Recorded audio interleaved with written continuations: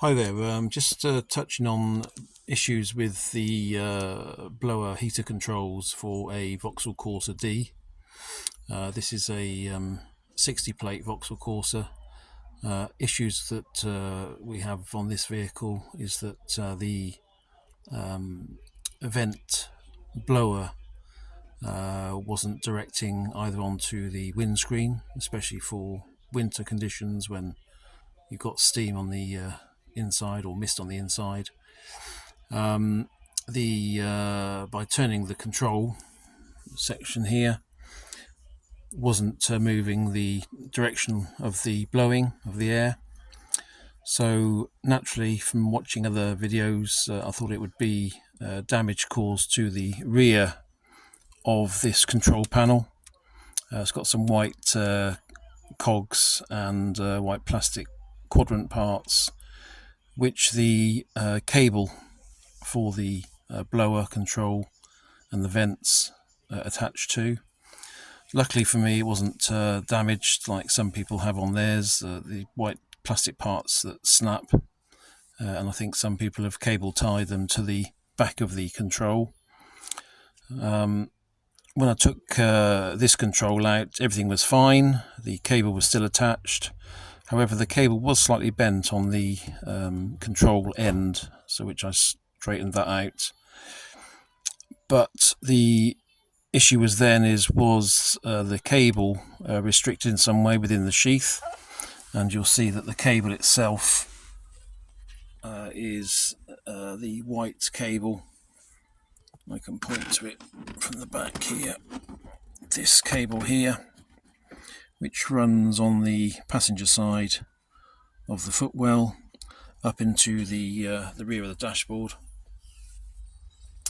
So it was a case of taking off the cable, and the cable goes to a quadrant plastic section up inside the dashboard, which I'll try and show you.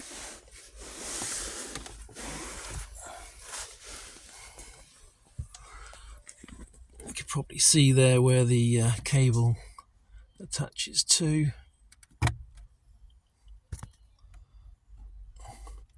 So there's the cable. The little blue end, there's a clip there which secures it to the actual dashboard, but the cable goes up and connects to that plastic mounting that you can see at the top of the screen now. So that was disconnected, and what I found is that the quadrant itself was quite stiff, operating the vents.